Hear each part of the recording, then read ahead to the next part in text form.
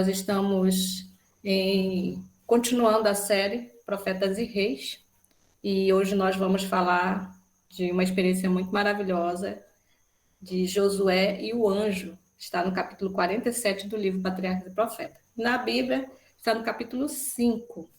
E quem vai falar dessa experiência para nós é o irmão Nilson Pinto. E com ele a palavra. Bom dia, irmão Nilson.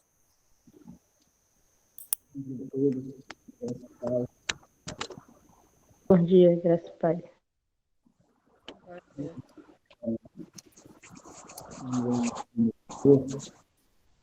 Uma experiência maravilhosa na visão de Zacarias, de Josué e o anjo. O livro de Zacarias, capítulo 1, fala que no 8º mês do segundo ano de Dário, veio a palavra do Senhor a Zacarias, filho de Baraquias, filho de Ido, o profeta, dizendo: o Senhor se irou fortemente contra o vosso país. Ele é um livro que fala de profecias, que fala de...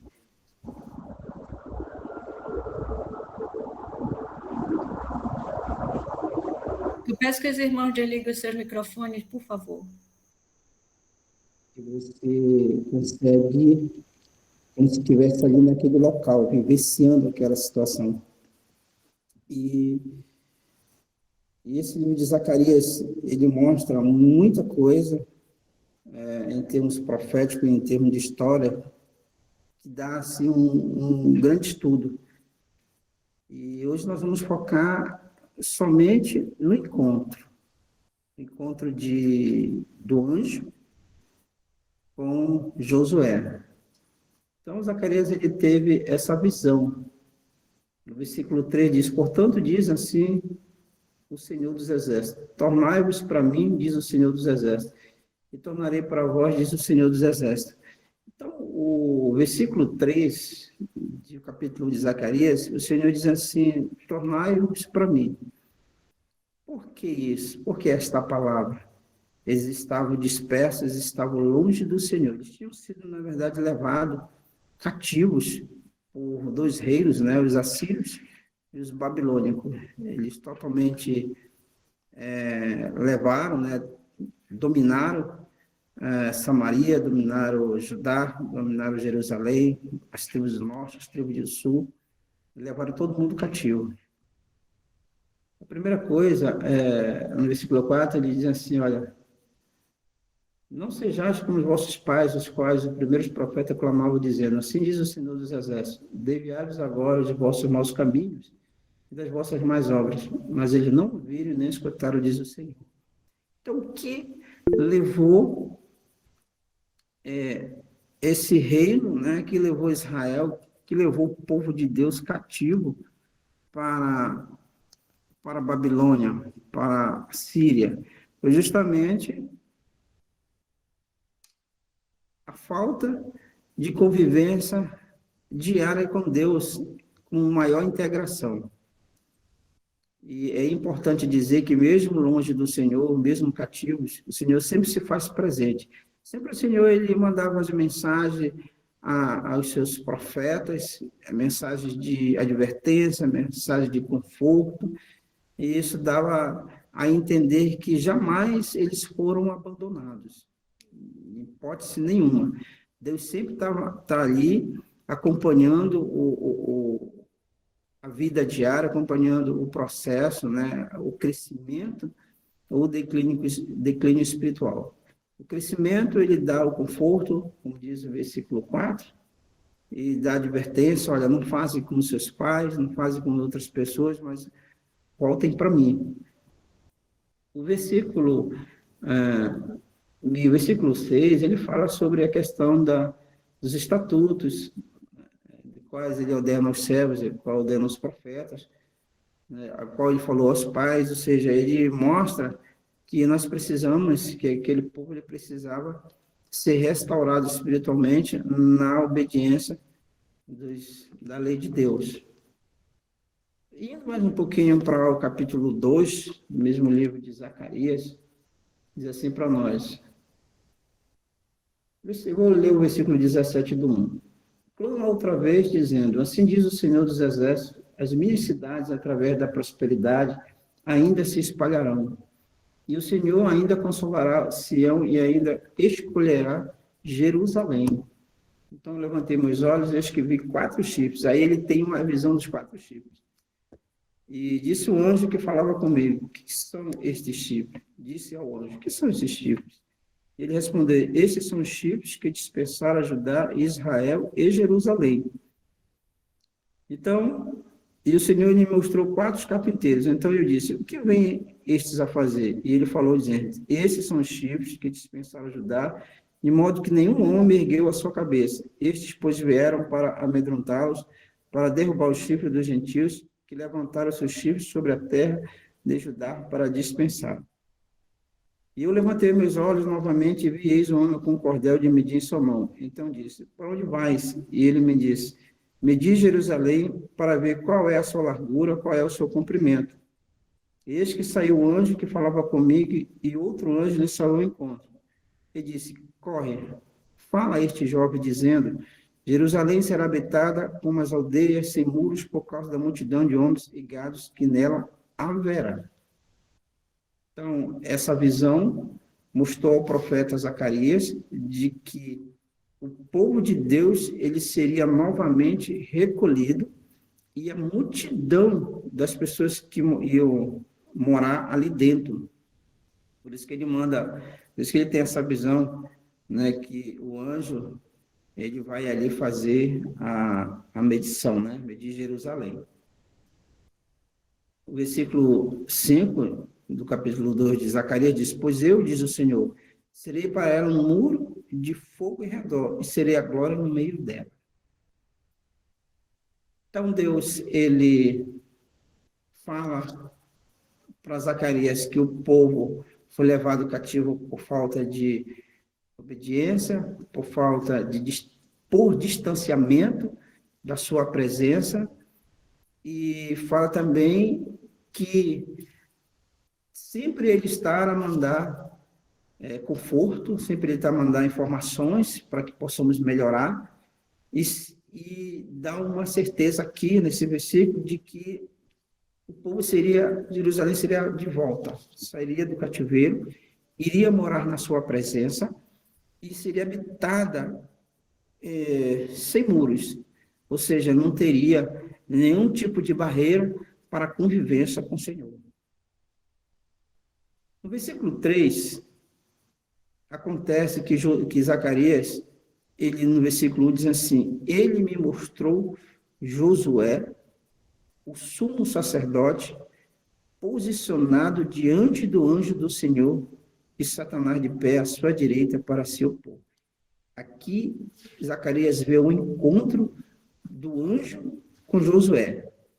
E um terceiro elemento, uma terceira figura, que é Satanás em pé.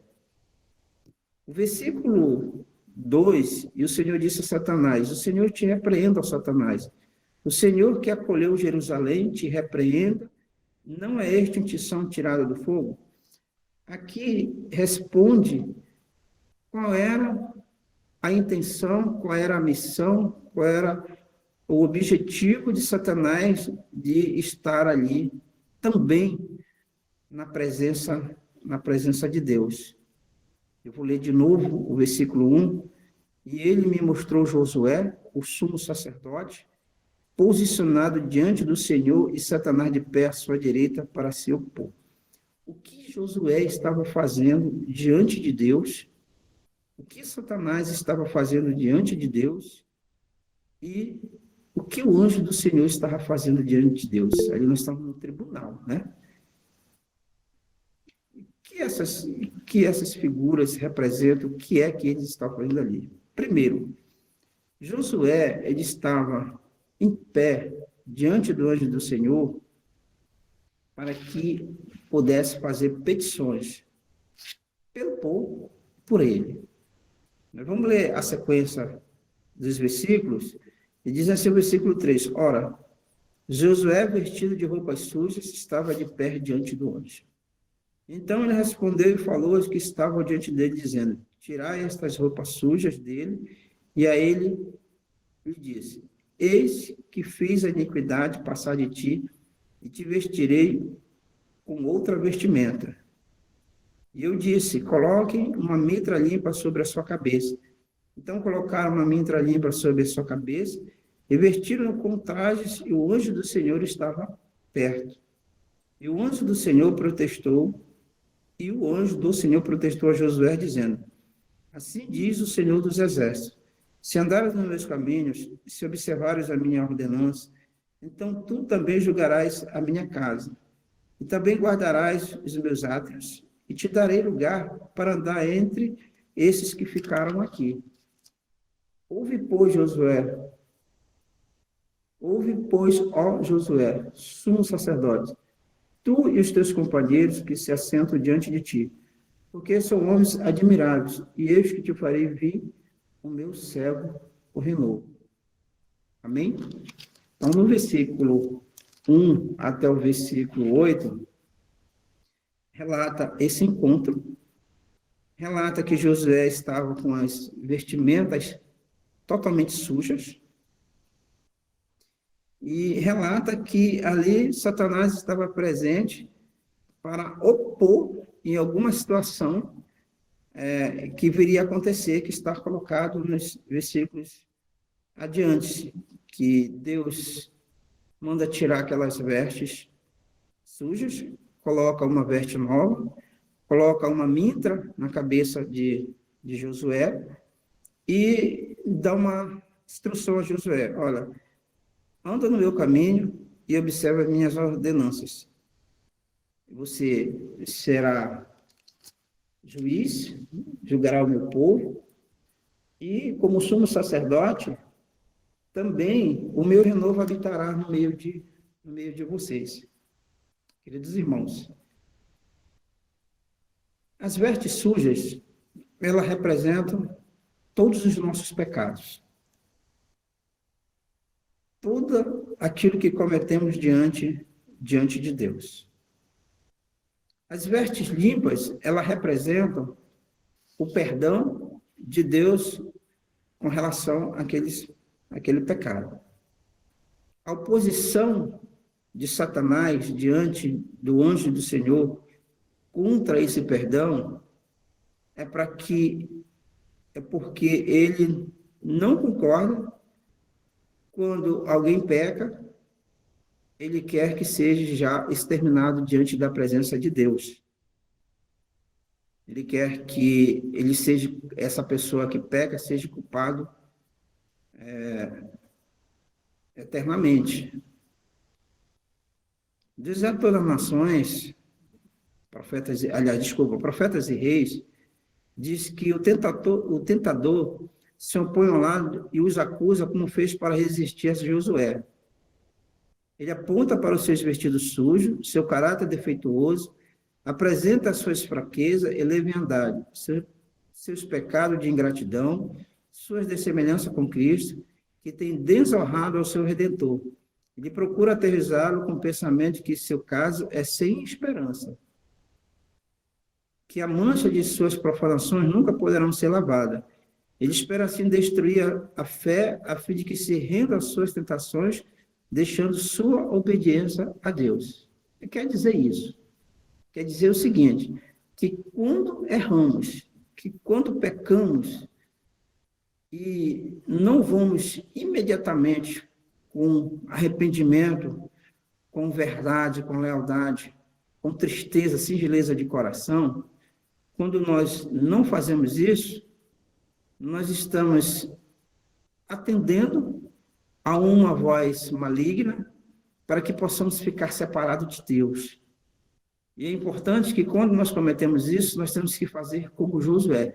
Josué, quando ele se apresenta com as vestes sujas, ele é consciente dos pecados da nação, ele é consciente dos seus próprios pecados, ele é consciente de que ele errou, pecou contra Deus. Mas tem uma diferença dele para Satanás, é que ele reconhece o seu erro e pede misericórdia para Deus e pede um coração novo, uma nova história, uma nova uma nova reconciliação com Deus. Satanás tem um acurado conhecimento do pecado que tem levado o povo de Deus a cometer e lança contra eles acusações, declarando que, por seus pecados, perderam o direito à proteção divina e afirmando que tem o direito de destruí-los.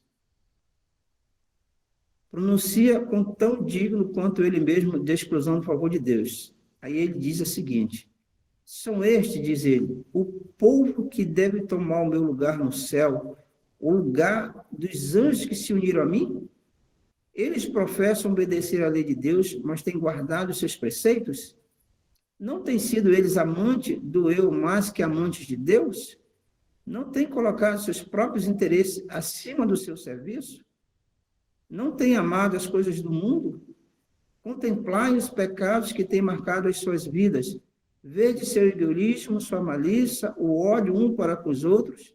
Banirá Deus a mim e os meus anjos de sua presença? E, no entanto, recompensará os que têm sido culpados dos mesmos pecados? Tu não podes, ó Senhor, com justiça fazer isso. A justiça reclama que a sentença seja pronunciada contra eles.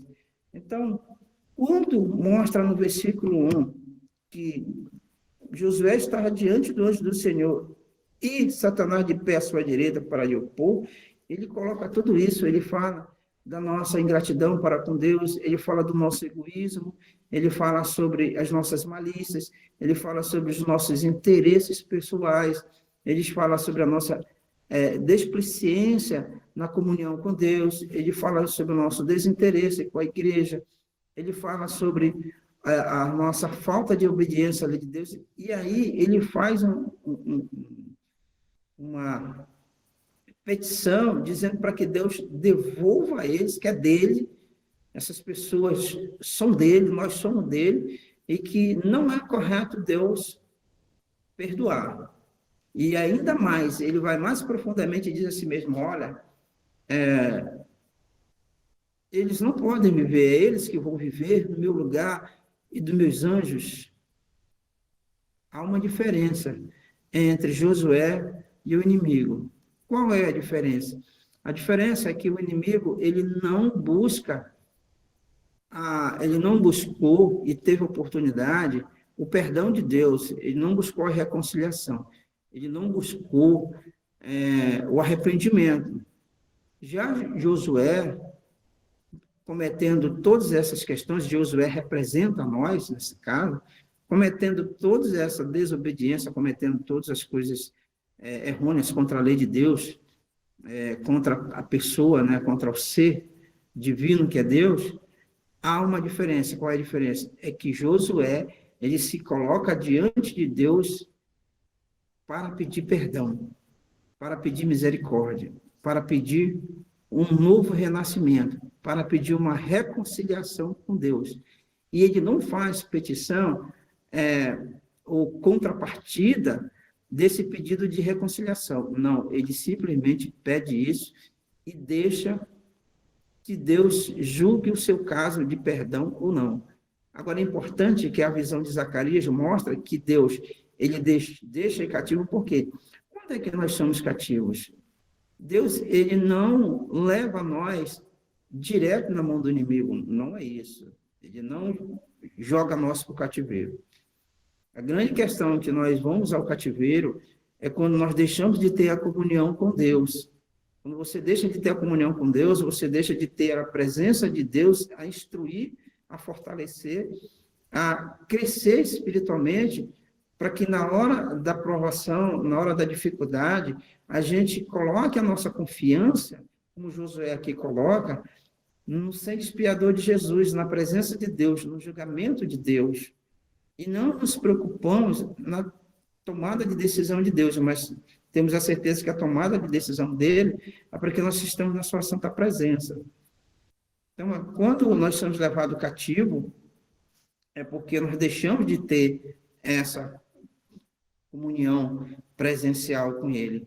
E aí, se nós deixamos de estar junto à luz divina, automaticamente nós vamos ser levados, e é interessante mesmo, muitas vezes sem se perceber, levados ao cativeiro, levados à presença do inimigo. Como é que eu sei que eu posso ser levado sem me perceber? É só eu deixar de ter a minha comunhão diária com Deus. Eu começo a ter pensamentos, eu começo a ter atitudes, eu começo a ter procedimentos que não é compatível com o Filho de Deus. E é importante nós sabermos que uma coisa nós temos que ter a certeza na nossa vida diária. Ao começarmos o dia, a certeza que nós temos que ter é duas. Uma, que nós vivemos sobre a morte do pecado. Lá no capítulo 3 de Gênesis, mostra para nós que nós ali passamos a ter uma separação de Deus direta. Mas, graças ao Senhor, seu amor, nós passamos a ter uma aproximação de Deus através do seu Filho, uma reconexão que o anjo aqui representa Jesus. Então, nós passamos a ter uma conexão com Deus através do Filho amado Jesus Cristo. E quando no versículo 5 do capítulo 3 de Zacarias, Deus diz assim, olha, coloque uma mitra limpa sobre a sua cabeça. Então colocaram uma mitra limpa sobre a sua cabeça e vestiram com os trajes, e o anjo do Senhor estava perto. Isso quer dizer, no antigo Israel, quando os sacerdotes iam fazer as ordenações, estava escrito ali, né? Pertencente ao Senhor, né? Que nós pertencemos ao Senhor. Ele ordenava com aquela mitra. E aqui diz para nós que vestiram com os trajes e o anjo do Senhor estava por perto. Quer dizer o seguinte, quando eu, com sinceridade do coração, eu tenho o propósito de mudança e busco a Deus para me fortalecer nessa mudança e tenho atitudes realmente para mudar, tenho atitudes realmente para me aproximar, para estar na presença de Deus, Deus ele dá o quê? Todos a proteção necessária, principalmente do anjo do Senhor, que é Jesus. E é importante nós entendermos que hoje, de tudo que nós vivemos, que está acontecendo a cada dia mais na nossa vida atualmente, Deus ele tem anjos espalhados por todos os cantos do planeta Terra.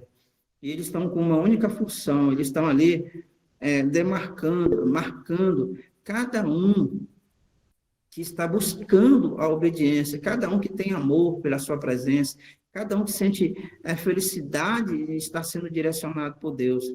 Então, ele está marcando ali porque essas pessoas estão sendo monitoradas para viver com Cristo, monitorada para adorar o Senhor no Monte Sião.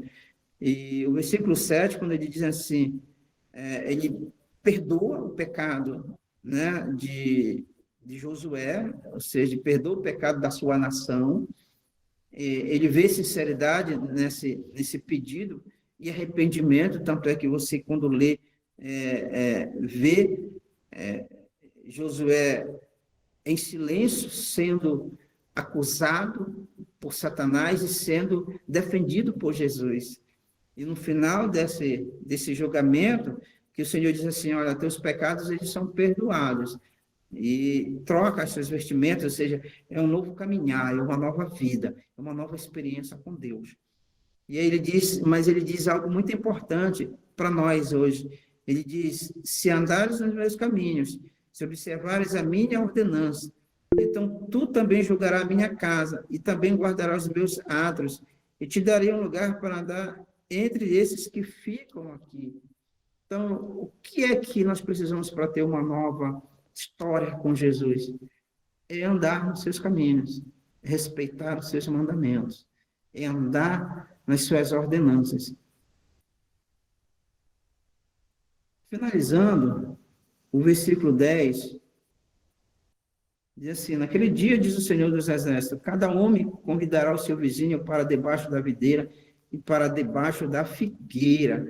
Então, cada um de nós vamos convidar o nosso vizinho para nos deleitar na presença de Deus. Eu quero ler aqui um texto que está na página 377, Patriarcas desse testemunho, né? Diz aqui para nós, mas com quantos seguidores de Cristo tenham pecado, eles não se entregam ao controle de forças satânicas. Arrepende-se de seus pecados e procura o Senhor em humildade e contrição, e o advogado divino pleiteia por eles. Aquele que tem sido abusado ao máximo pela ingratidão deles, aquele que conhece os seus pecados e também a sua paciência, declara: o Senhor te repreenda ao Satanás, eu dei a minha vida por essas almas, eles estão gravados na palma das minhas mãos. Eles podem ter imperfeições de caráteres, podem ter falhado em seus esforços, mas se arrependeram e eu os perdoei e aceitei. Às vezes, irmãos, pode parecer que o Senhor esqueceu dos perigos que passamos da igreja. E também, às vezes, pode parecer que ele esqueceu dos danos que o inimigo faz nas nossas vidas. Mas Deus não se esquece, de nada ele esquece. Deste mundo é tão caro ao coração de Deus com a sua igreja. Não é a sua vontade que métodos mundanos corrompam o seu registro, que não deixe que o seu povo seja vencido pelas tentações de Satanás. Ele punirá o que representa o mal, mas será misericordioso para todos que sinceramente se arrependem. Queridos, uma coroa de glória espera os que se dobram ao pé da cruz. Eu queria finalizar tirando algumas coisas importantes para nós dessa visão que Zacarias teve do anjo do Senhor. A primeira coisa que nós precisamos entender, a última leitura que eu falei aqui, o testemunho diz para nós que nós devemos estar ao pé da cruz. O que é estar ao pé da cruz? Estar ao pé da cruz é clamar a Deus, assim como Josué clamou. Mas esse clamor a Deus, ele tem que ser pelos irmãos e por nós. Quando nós falamos irmãos, nós falamos com relação a todos os irmãos que estão em todos os cantos do planeta. Nós falamos sobre a nação, nós falamos sobre os nossos vizinhos, nós falamos sobre os nossos familiares, nós falamos sobre os nossos irmãos em Cristo na igreja e falamos sobre nós. E nós temos que entender e compreender que a oração, ela precisa ser com o coração realmente decidido a uma transformação de caráter, decidido a uma obediência. É importante frisar que, às vezes, quando se pede em oração focado em algum assunto, a gente fala de muitas coisas, mas acaba esquecendo de focar aquele assunto, aquela petição. É importante frisar que a oração, nós precisamos esperar o resultado de Deus em silêncio. Nós não precisamos nos antecipar naquela resposta de perdão. E o nosso principal motivo de petição é pedir perdão e transformação. E é importante também nós entendermos e compreendermos que Deus, ele está observando tudo e ele sabe dos nossos sofrimentos, ele sabe das nossas angústias, ele sabe que nós somos tentados, que nós somos massacrados, que nós somos oprimidos, que nós somos julgados, como José foi julgado aqui. Ele sabe de tudo isso, mas ele, com toda essa situação que nós vivemos, ele não quer que a gente fique o resto da nossa vida em cativeiro. Ele não quer que a gente passe o resto das nossas vidas levando de uma forma displicente o nosso dia a dia em comunhão com ele. Ele não quer que a gente foque num problema que está acontecendo na nossa vida. Ele quer que a gente confie e leve a ele o que está acontecendo e qual é o desejo do meu coração. E o desejo do nosso coração sincero é de salvação. Mas para essa salvação nós precisamos ter o quê? Obediência. Outra coisa que eu queria aqui que nós observássemos, que nós não podemos, o versículo 1 de Zacarias 3 diz que Josué, ele fez a petição e ficou em silêncio. Senhor, eu quero te pedir perdão pela nação, eu quero te pedir perdão por mim, pela situação que eu vivo, eu quero te pedir perdão pelas nossas desobediências. O que isso quer dizer? Ele jamais, em algum momento, Josué, ele julgou, ele apontou, ele falou, olha, Senhor, aquele irmão, ele não merece o teu perdão, porque aquele irmão fez isso, fez aquilo, aquele irmão é assim, assado. E quem faz isso é o inimigo.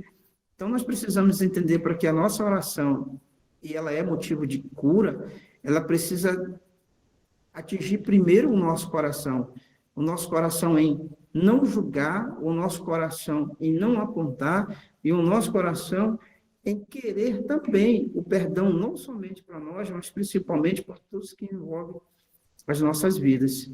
Eu queria deixar uma mensagem nessa manhã, irmãos, que dias atrás o irmão Pedro Viana falou sobre a história de Josias, 8 anos, e ficou muito gravado. Eu vou levar para a vida isso, de que quando ele ascende ao trono, a primeira coisa que ele se preocupou foi numa reconstituição espiritual dele e do povo. Petrifica Josué, uma reconstrução espiritual. Então, isso quer dizer, depois de 6 a 8 anos, eles foram reconstruir o templo, eles foram construir igrejas. Irmãos, nós estamos num momento que nós precisamos ser reconstruídos espiritualmente. Nós e nossos irmãos em Cristo, nossas famílias, para que assim nós possamos, a partir do momento que Deus trabalhar, como Deus trabalhou com Josué aqui, dando uma mintra para ele, dando vestes novas, aí sim vamos o quê? Vamos chamar os nossos vizinhos para debaixo da figueira, nos deleitar na presença de Deus.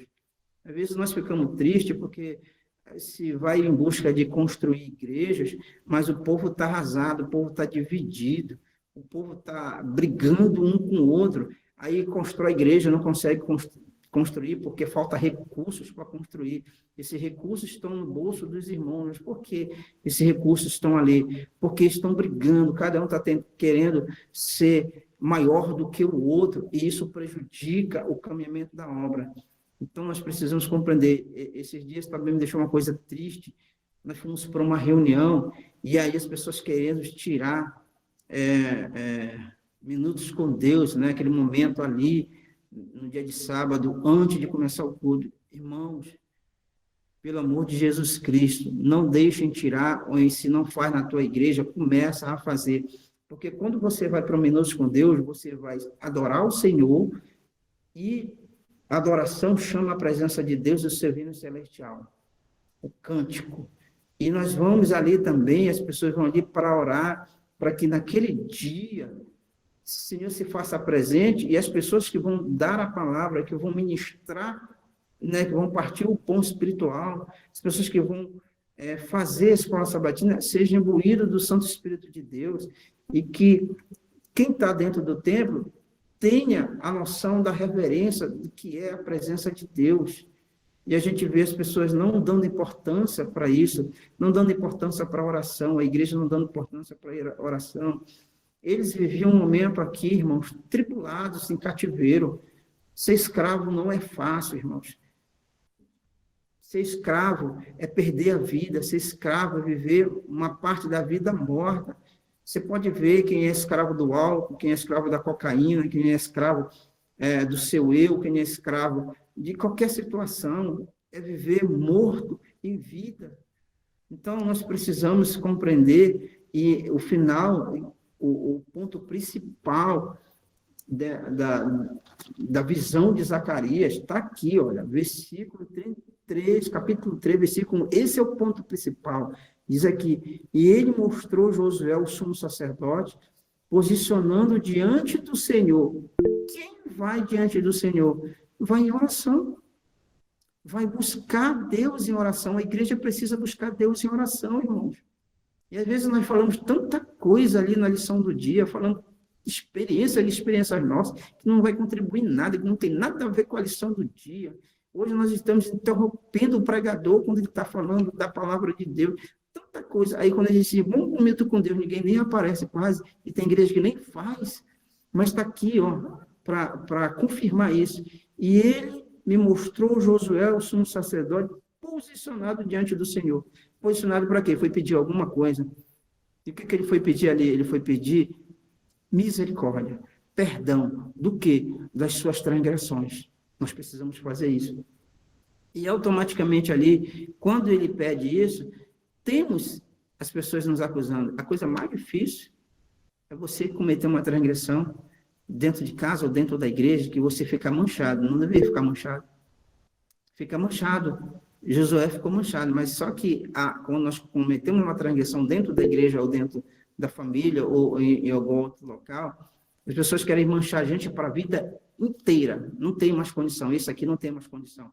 Mas ele se apresenta manchado dos seus pecados, dos seus erros, daquilo que cometeu, mas ele é renovado. Queridos irmãos, aquelas pessoas que ainda não voltaram para a igreja, aquele familiar, aquele filho, aquela mãe, aquele pai, que ainda não voltaram para a igreja, que ainda estão cativos, será que a gente não está contribuindo para que eles continuem cativos?